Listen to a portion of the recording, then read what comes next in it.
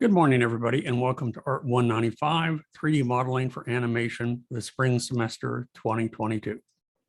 I'm going to continue today with my kind of an extended tour of LightWave to show you some features that maybe in earlier semesters when we didn't get a chance to really talk about in detail. So that's what I want to do today. Before, though, I talk about those features in LightWave, and really many of them will apply to Blender and other 3D modeling programs as well. I need to make sure that everybody is on board with making sure that I have you in my Google Drive folder. So if I look at, here's Art 195. And these are all the people that have emailed me. So there's 3 times 6, that's 18. There's still a few people missing. So for those people who are watching the video later, remember to email me at kirkmillerart@gmail.com. And I will send you an invitation to join our Google Drive folder. This is where you're going to upload your rendered files for the class. It's really important that you get on board with this sooner rather than later. Okay, so let's go ahead and move that back up. So one of the things, any questions about that? No? Probably all of you have already signed up. Yeah, Patrick? No, that was a mistake again. Okay. Yeah, Patrick, do you want to talk? Go ahead. Just wanted to ask, do we put the work in progress in our folders as well? Wait a minute, say one, let me turn this up a little bit so I can hear you better. Right.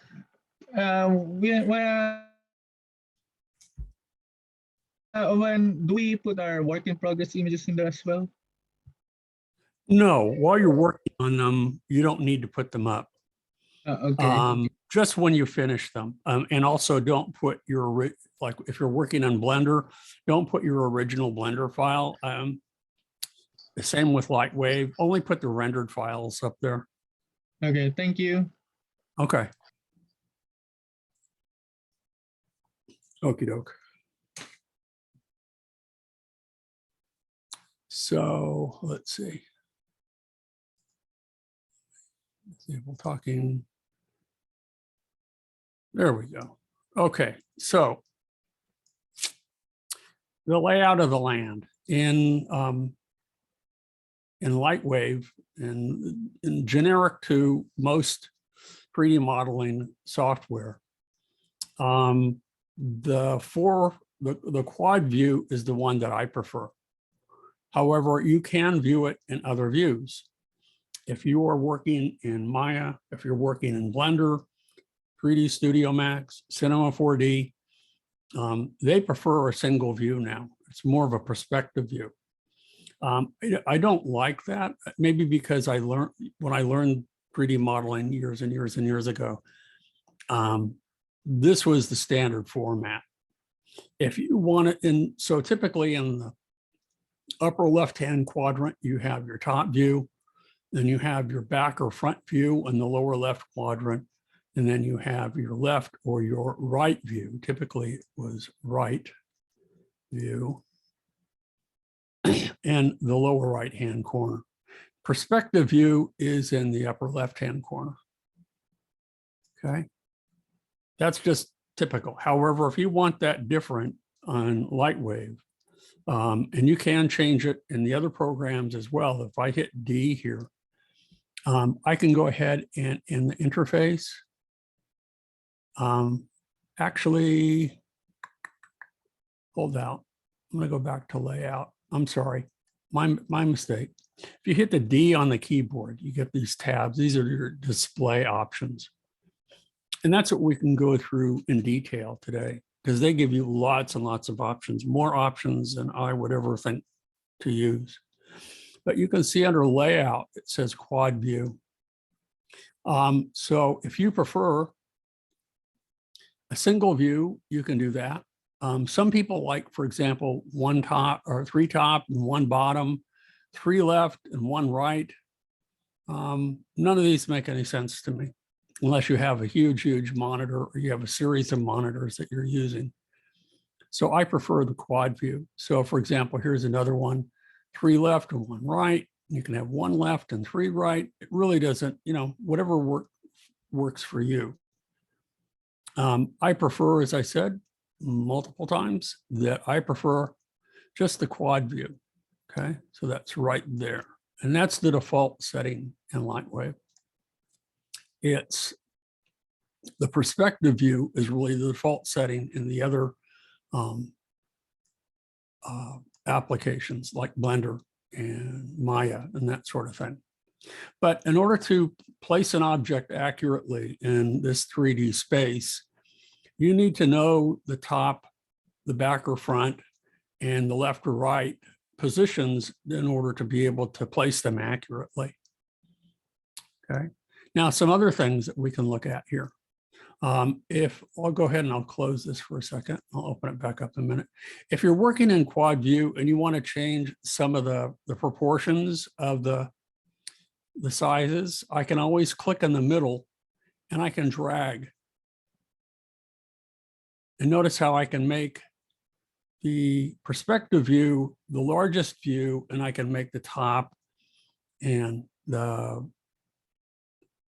back and the right a little bit smaller. And again, if I were working on a larger screen, I could go ahead and I could stretch all those out and change the proportions. So that's something that I don't remember in the past that I talked about much. Let me bring up display again. I'm having troubles selecting some of these. So I'm going to go back again, go back to another one, double vertical, just to show you. And let's go back again to quad view. And it should reset it for me because I like them all equal. No, it didn't do that. So I need to do it myself. Let's move it over the center. Come on, there we go. Click and drag. And come on. It's just a little bit sluggish.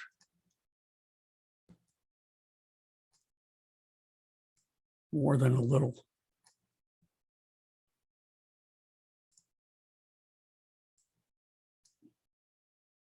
Oh, come on. There we go. Come on. Try to get it all centered up again.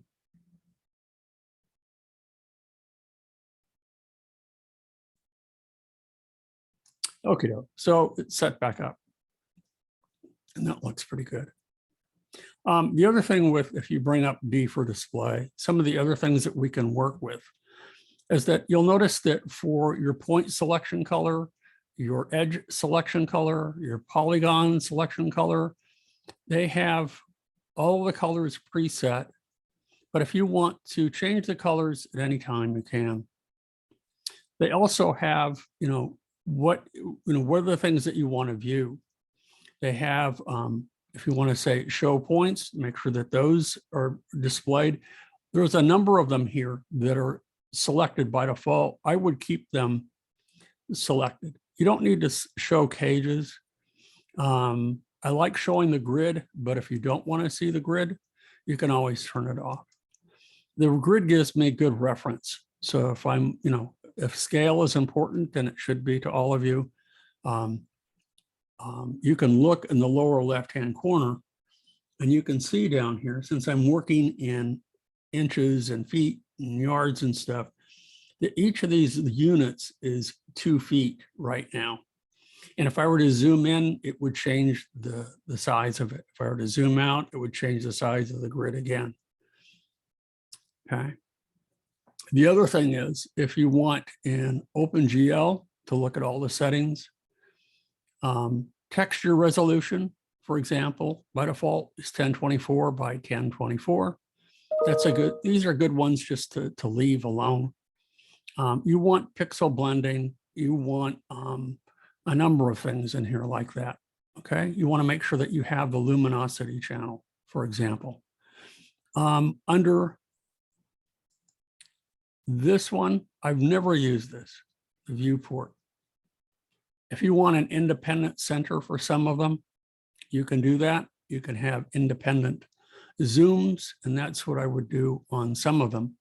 So if I look at the backdrop, for example, later in a little bit later on in the next couple of weeks, when you start working with the reboot character, and we have an image that we want to use for reference, then we can bring in a JPEG file, or we can bring in a Targa file, or I think even now you can use Photoshop files. But what you do is you select which quadrant you want, and for the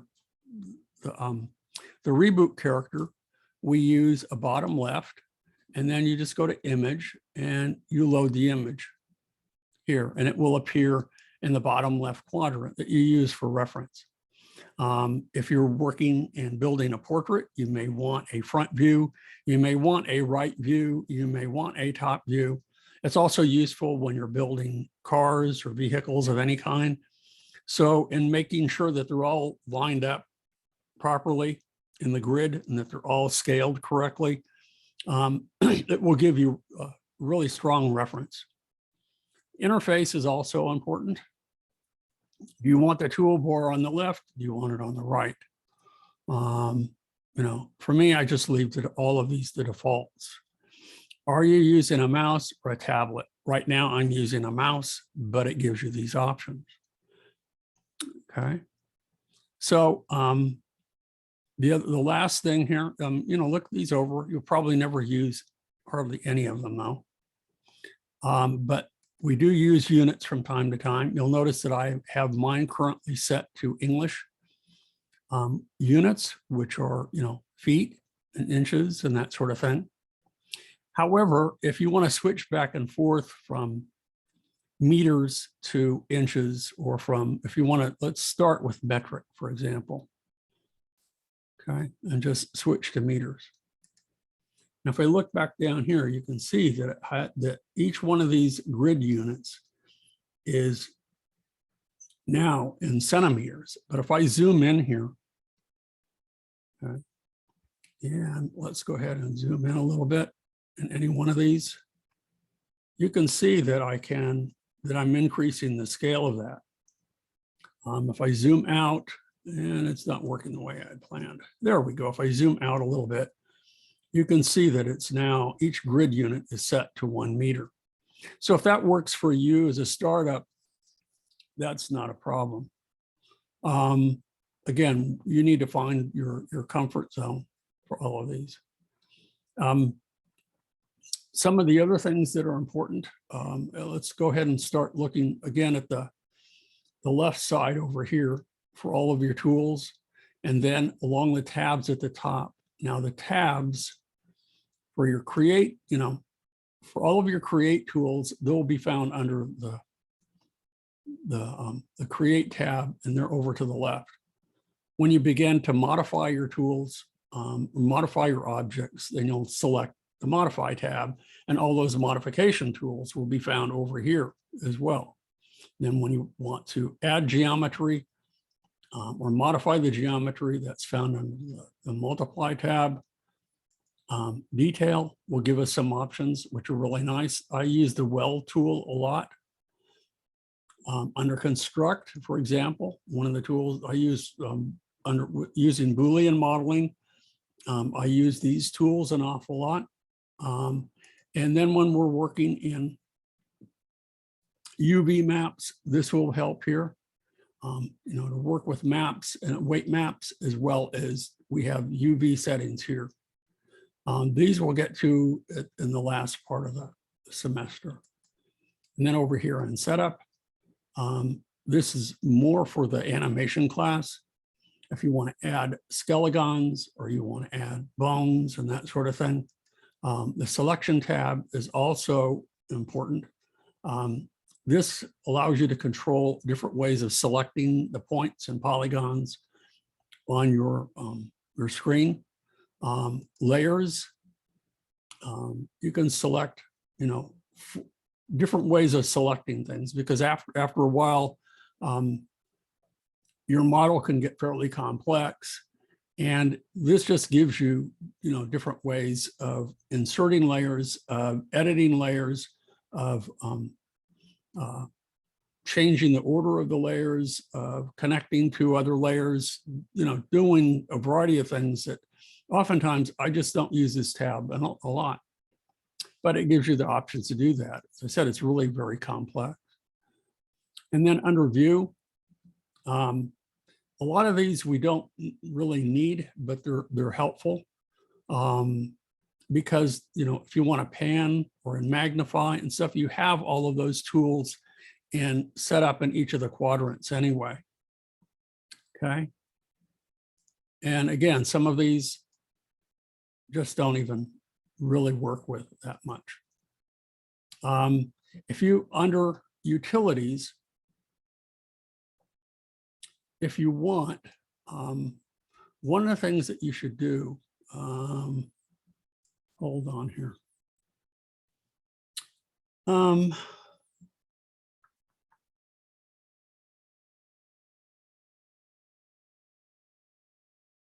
No, I'll get to that later. I was thinking under edit startup, and that's not what I want to do. No, I don't want to edit startup, but these are ways that you can add or remove some of the extensions and that sort of thing. Anyway, let's go back to create, for example. And also in any one of the quadrants, by default,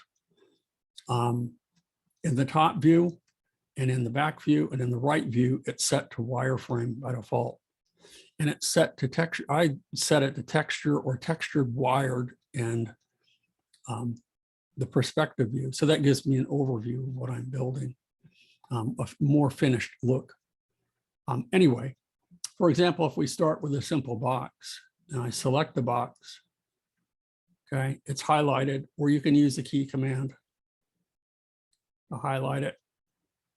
One of the things that I like having up at all times is to make sure that I have the numeric requester.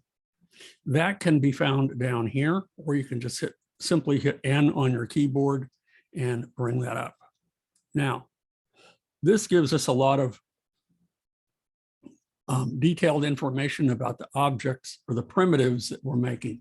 So all the primitives are over here. We start with a simple box, and you have a ball and a disc, which actually turns into a cylinder. We have cones, we have capsules, toroid shapes, which are donut shapes. And there's a number of other primitives available underneath here as well. Okay, so we'll start with a box. By default, the size that it makes for many of these is one, based on the size of our grid, we're creating a 1 meter cube. If you want to be very specific about the sizes that you use, if I want the width to be, 6 meters, I can go ahead and I can either use a spinner, or I can click in here and I can, come on. There we go. Just hit 6 and I can go ahead and make it exactly 6 meters.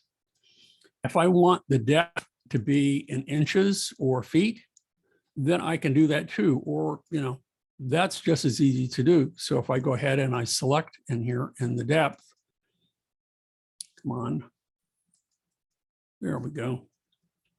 So how you could, even though this is, the units are set to meters, if I want this to be in feet, and the depth would go from,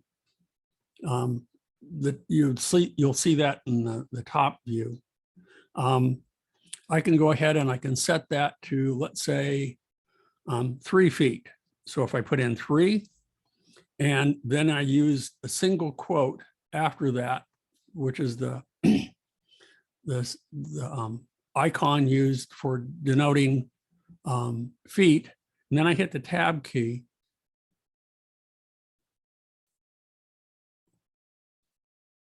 Wait a minute. Come on. I don't want it that. Oh, you're right. I made it 6 meters. So that's 3 feet. And now let's go ahead and change the height. And I'll make the height 12 feet. So you can go back and forth between meters and inches if you wish. And why this is not selecting, I'm having troubles this morning. That's been happening a lot lately. I don't know why. Anyway, I'm clicking in here and it's not registering. There we go. So I will make it, I don't know, 10 meters or 10 feet.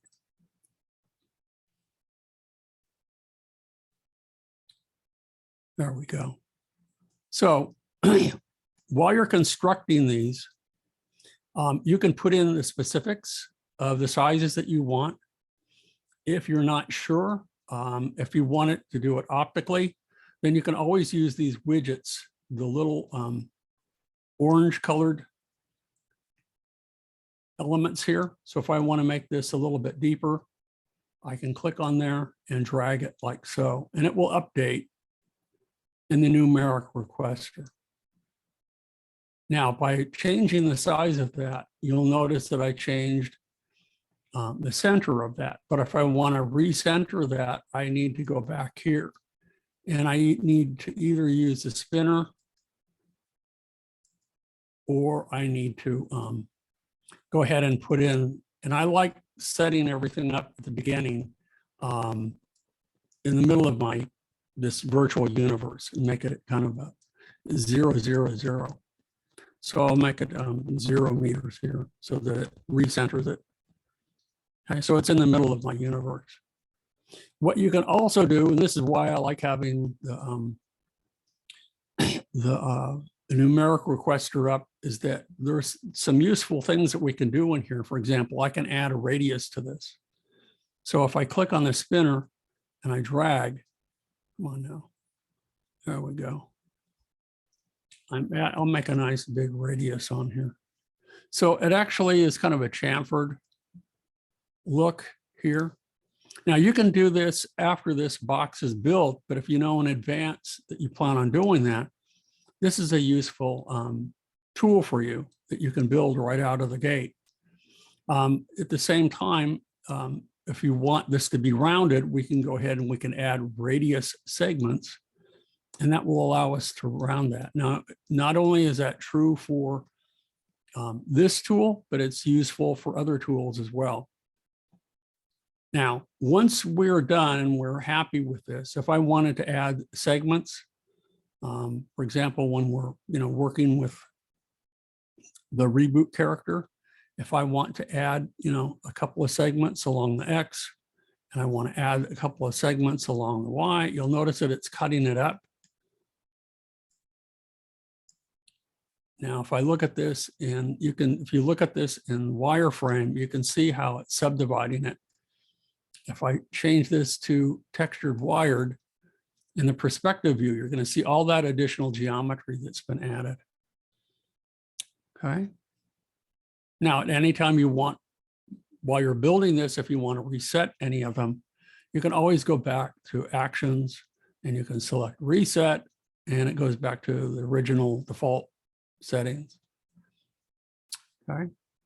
Now we can go ahead, and if you're done with this, you need to turn the tool off. Okay. And when you turn it off, it is fixed. If you want to change the size of it, if you want to change the proportions, you can do all of that, but you need to do that using a different set of tools. And those are going to be under our Modify tab. So let me go ahead and hit A on our keyboard, and that fits the screen. And then what we can do is if I want to resize this, I can. If I want to add the radial corners that I was talking about, I can. If I want to add color to it, I can. But all of those, again, are separate tools that we select, and then when you're done using the tools, you turn them off. Okay, that's one thing in LightWave you have to remember to do, and I'm sure it's true in the others as well. Notice that I have separate zoom for perspective here. I kind of like that.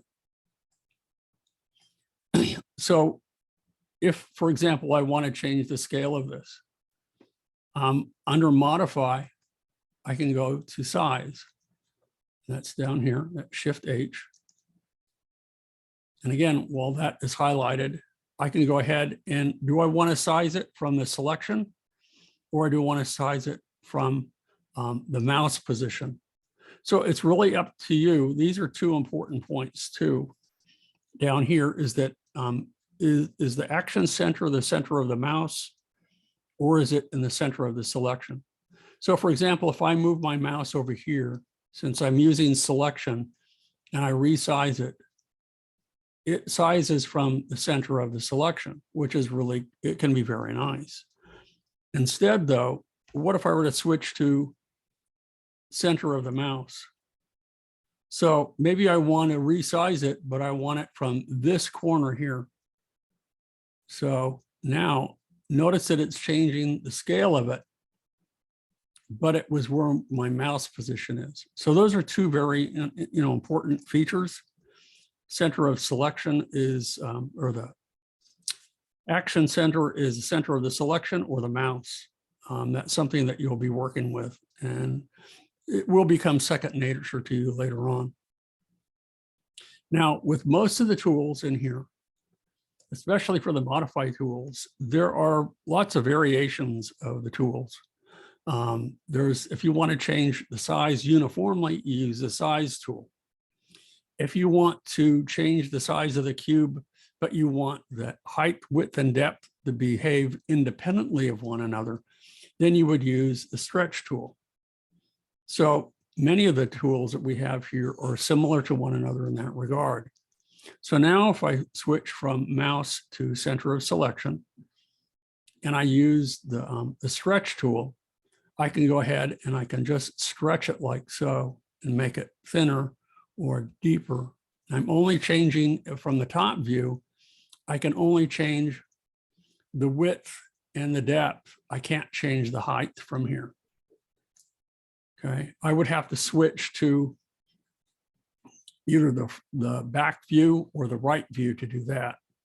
Now, the other thing that you can do too is that if you want to constrain those proportions, if you hold down the control key and you click and you drag and you move it up, notice that it's not wavering to the left or to the right, and it's only changing the height here and nothing else. And that's by holding down the control key on the Macintosh. So that works pretty nicely. So that key command can be important for you. Control key for constraining the movement or the sizing and that sort of thing.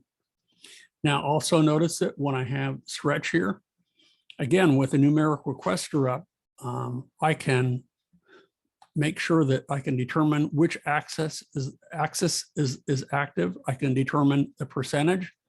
And you can see that the vertical factor was changed by 164.5%.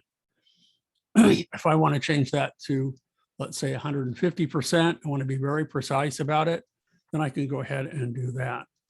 And again, hit the tab key and it's changed. If you want to change the horizontal, you can do that and then make sure that you hit apply and it does that.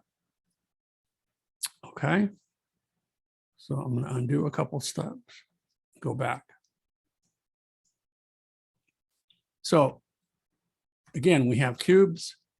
And the other thing that you should take note of is the layers are up here, but you can also bring up under the window, more windows here, and under layers, we can bring up the layers. Okay, so right now we only have one layer, but if I go ahead and I select the other one here, now it's the active layer. And what makes working in 3D, especially in LightWave, different from other programs is that in 2D programs is that either a layer is in the foreground or it's in the background, or it's not visible at all. It's not like Photoshop where it's stacked on top of one another. So you can see that even though I have that cube in the front layer, it's not visible. If I hold down the Shift key and I click the bottom half of that first layer, it appears in a black outline. So it gives me the position of the cube. So if I wish to add another element to this and I want to use it for scale and positioning and reference, then I can do that. Typically in LightWave, it's the foreground layer that is the layer that is being affected at all times. So now if I want to put, let's go ahead and zoom out a little bit. If I wanted to put a cone or a ball or something on top of the cube, I would have this background image for reference. So what I can do now is I can go back to the Create tab. I can select a ball, and I can go ahead and let's go ahead and click and drag. And let me go ahead and also make sure that I have my Numeric Requester up. Okay, and we'll go up. So I'm clicking and dragging, pull that up, and then I'm going to move it up here. Come on. There we go. So now I can position that directly over the cube. And if I need to size it correctly, I can do that too. Let's go. So 1.2, 60, 60, and 60. So if I want this to be a perfect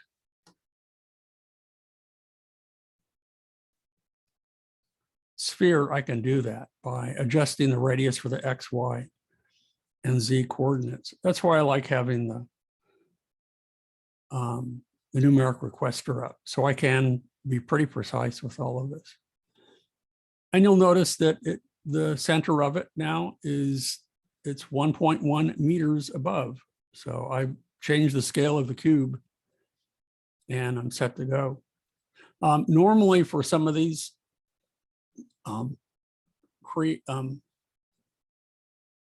primitives, also especially for things like that have a number of polygons that are used to construct them.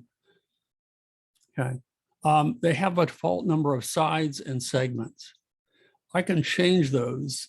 So the number of sides is set to 24, but as I reduce the number of it, notice that if I wanted to make something that was an 8-sided octagon or 6-sided hexagon, I can do that. Okay, I can do that from here, but it helps if you do it at the time that you're building it, not afterwards. The same with the segments. How many segments do you want? That's the the horizontal cuts that you see here. It's set to 12, but as I remove that, notice the shapes that I get. When I add, I'm adding geometry and it smooths the whole thing out. And the goal with a lot of this, though, is to try to use as little geometry as possible and make things look really good. But let me go ahead and reduce that again. There we go. So it's important to play with these, if you have time, play with them so you can see some of the shapes that you'll get and some of the effects that you'll achieve just by playing with some of these settings that will kind of relieve a lot of work time from you. So I'll go back to the original. I'll go back to 24 sides and 12 segments. Come on. There we go. And we're going to go back to 12 segments. Go back to my sphere. Now, you also have, right now, this is broken down into 4-pointed polys. And at the top and the bottom, there are 3-pointed, but if I click tessellation, you can see that it's broken down into just 3-pointed polys all the way around. So again, it depends on what you're working on to determine what options you'll want. Again, when I'm done, I just go ahead and I turn it off. And that was true if I want to move it, if I want to resize it, if I want to do anything, then you select the correct tool, you turn it on as you need it, and you turn it off. An important thing to remember in LightWave is that if nothing is selected, then everything is selected. And that means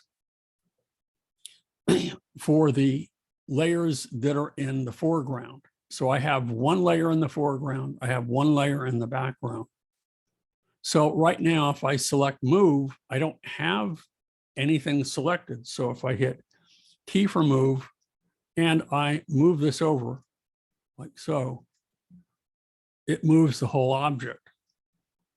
However, if I undo and I move it back, and now if down here, if I select polygons and I select one of these polygons, come on, there we go. And now I hit T for move. And if I go ahead and from the top view, I pull this out a little bit, you can see that I can actually move and stretch an individual polygon in order to reconfigure this shape. Okay. So it's not limited to the entire shape. You can move individual points, you can move individual polygons. So let me undo that. So a couple of times. And I'll deselect the polygon, come over to the lower left-hand corner to deselect.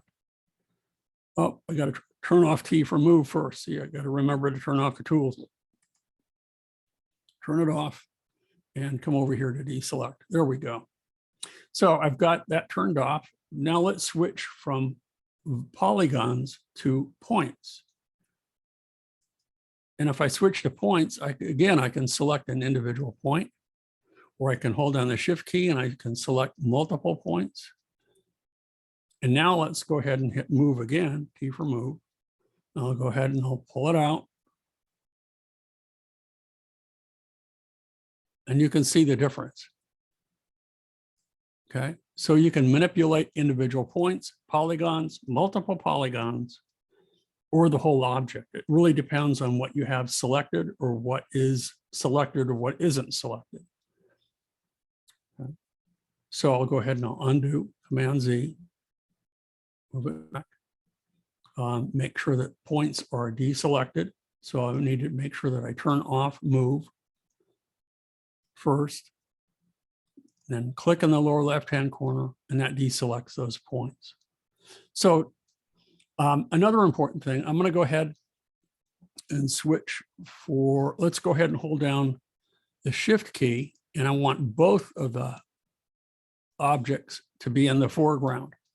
Now they're separated by layers, but they're still in the foreground. So again, if I hit T for move or rotate, for example, rotate is another good example of, or is it going to be from center of selection or from the mouse position? If I go ahead and I hit Y for rotate and I switch from down here to the bottom to mouse position, and I select from the top view and I want it to pivot about this point, notice what will happen. It's rotating, but it's rotating about not the center of the selection, but about the point that I selected. So that can be important too. Okay. Couple of other things. If you want to take and you want both of them on the same layer, and as you're building objects, oftentimes you'll do that. I'll go ahead and I'll select just the background here, and I'll go ahead and I'll cut it, Command X to cut. If you want to keep a copy of it, then just hit Command C for copy. Come on. Oh, I forgot to turn off rotate. See, it's not going to do anything. Let's go to modify and turn off Y for rotate. And now I can go ahead, Command X for cut. it remembers the exact position and size of the object. And then I can go back to the other foreground layer where I have the cube, and I can hit Command V for paste, and it puts it exactly in the same position. Now they are not joined together, but because they're on the same layer, again, if I forget and I only want to select certain things, like let's say I wanted to move the sphere again, or I wanted to resize the sphere, I would have to select it, because right now, remember I said if nothing is selected, then everything is selected. So let me go ahead and select the sphere again. Now, the way that you can do that, there's a number of ways that we can do that. I'll show you what I think is the easiest way first. I'm going to start by, let's turn off Y for rotate, and I'm going to select just a single polygon. I have points selected. I got to make sure that polygons are selected down here at the bottom. Select a polygon. And you can see that it is selected because it's highlighted. You can also see the little stick sticking out of it. That's called the surface normal.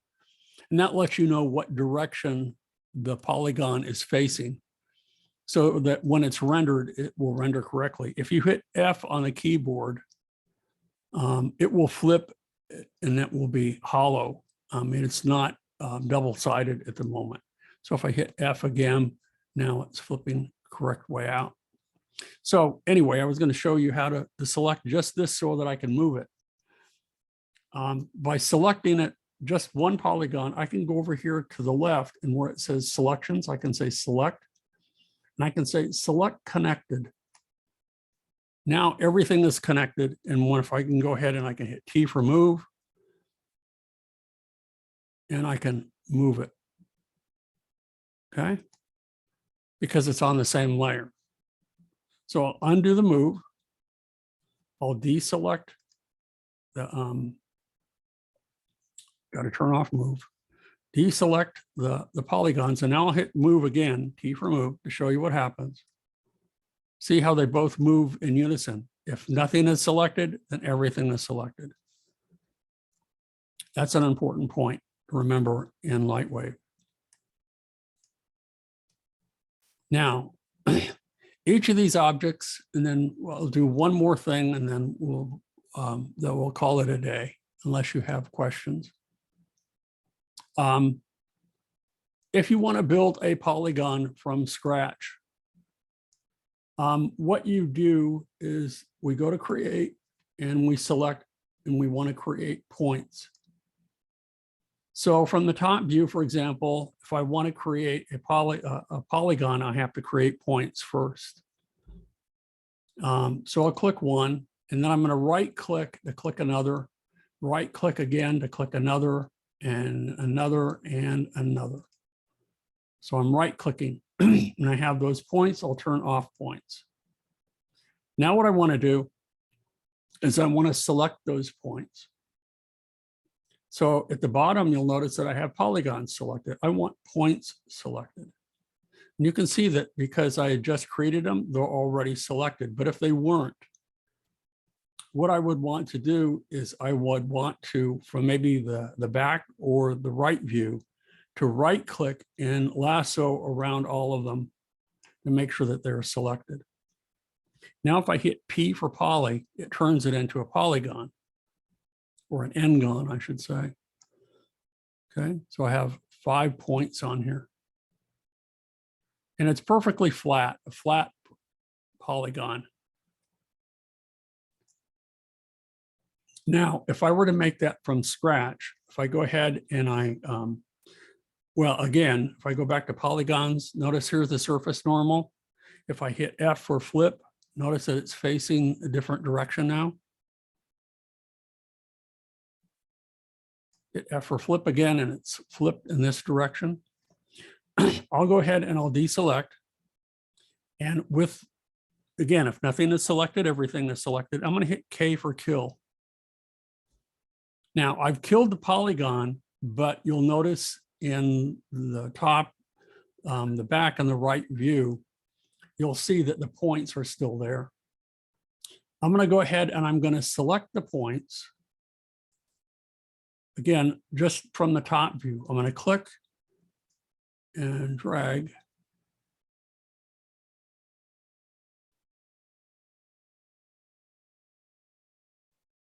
And I'm intentionally making this not work.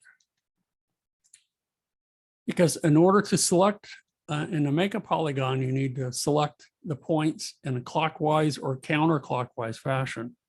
Now, if I hit P for poly, notice that it doesn't look right. That's because I didn't follow, the order that I just mentioned. So I'm going to go ahead and kill it again. And now I'm going to go ahead and select it in order. I'm going to go ahead and go counterclockwise this time.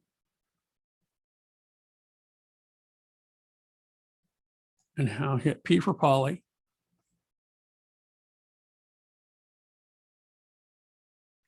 And it looks like nothing is there. But if I do that, let's go ahead again.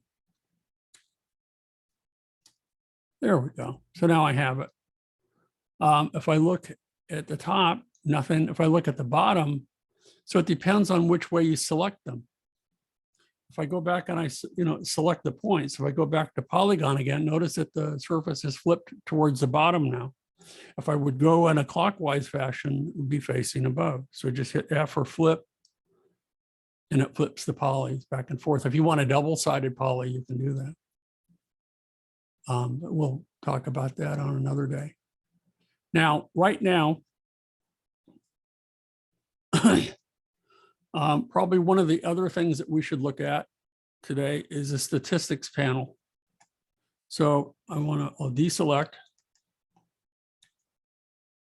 Let's see what I have selected here. There we go.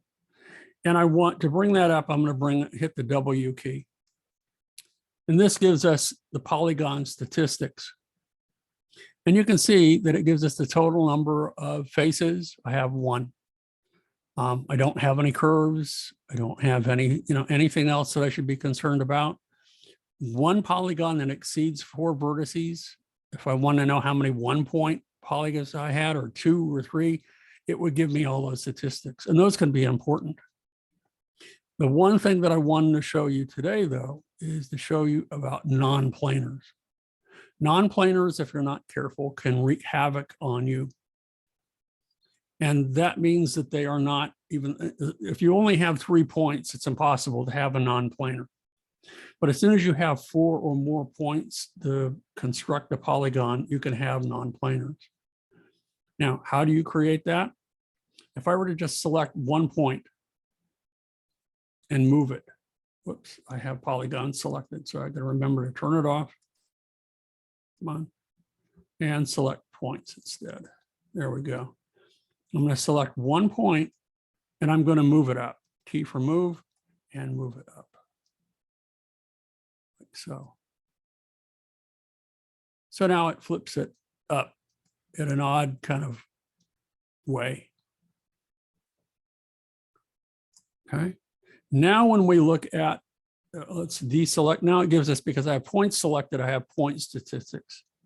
But if I turn off move, if I deselect the point, and we look at polygon statistics, you'll see that I have something called a non-planar.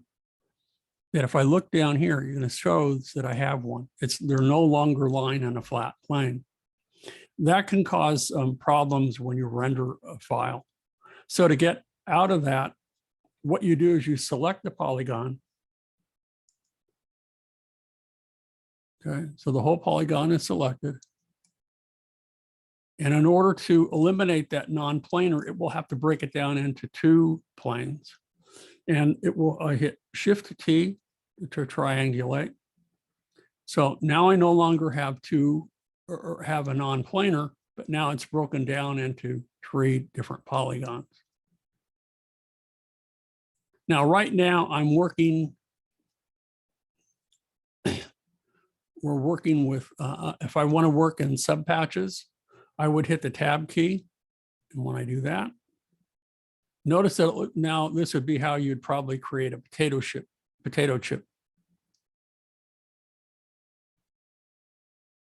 Okay.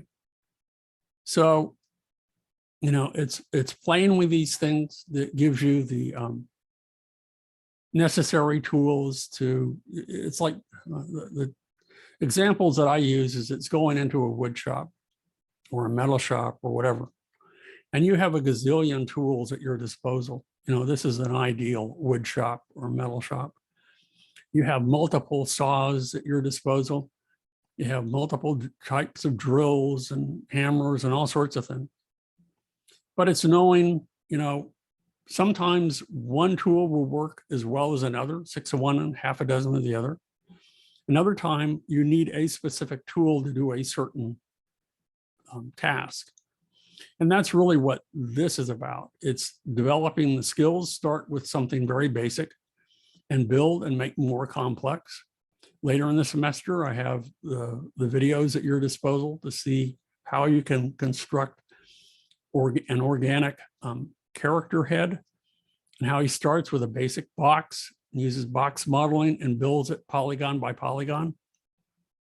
Very useful if that's something that you want to pursue at the end of the semester for your final project. And then, what was I going to say here? And so through experience and through viewing other people's tutorials for specific, you know, instructions on how to build certain things, and this is where Blender is really useful. And I think the donut assignment is an excellent example, is that if you to get your way, learn your way around Blender to build a donut is extremely useful. And then there are other tutorials for other specific kinds of models to build. And then the more of these tutorials that you follow, you'll get a better sense of how to construct objects so that when you're called upon to build something of your choice, then you'll be able to go in and say, okay, this part of it is similar to this other lesson that I learned, this other tutorial. So I'm going to approach the model this way. There's a, you know, or maybe I'll try a different way based on another tutorial that I watched. Typically, there isn't any one way to build your models. There are multiple ways. Some are more efficient and better than others, but again, that you will learn through over time and experience. Okay. Any questions before we leave today?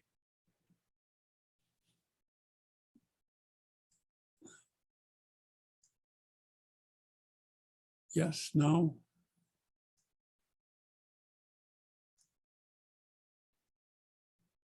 Okay, no? Okay, that's fine. Well, anytime you do have a question, let me know. Shoot me an email, and I will be sure and include it in one of our webinars. And when you get to a point where you want to share your work in progress, like you should be starting the table and lamp, and our advanced students should be starting their mechanical object. And if you run into any issues, please let me know. And if you're, for those of you who happen to be in Blender or you want to try Blender, try the tutorials. It's an excellent free program. It really is. I've been using I've been using LightWave for over 20 years. The guy who does the tutorials for Blender, he's been using Blender for about 20 years. So they're typically very complex programs, have a high learning curve. Even simple objects will require quite a bit of your time to complete and to do them justice. They can't be completed overnight, usually. So that's pretty much what I wanted to cover today. And you'll find, you know, later on, you may want to try some other 3D modeling programs. There's Cinema 4D. Some of you may get the opportunity to use Maya. You may also want to use 3D Studio Max if you're on a PC. There's a bunch of them that are all very, very good, very, you know, good for doing a lot of different things. Okay. So if there aren't any questions, that's it for today. I'll pause the recording. I'll say goodbye, and you guys have a good weekend, and see you on Monday. Some of you, if you feel, don't feel the need to attend, you're welcome to work on your projects and to explore and watch make sure that you watch the other tutorials though, that I have the recordings so that you'll know what you should be doing and how to approach the models. Maybe on Monday, I'll show you how I would quickly do the table and lamp. Okay. And then you can do it slow-mo with the tutorials that I have available for you from previous semesters. Okay. If that's it, then I'm going to say goodbye. I'm going to pause the recording and you guys are free to leave. Bye-bye.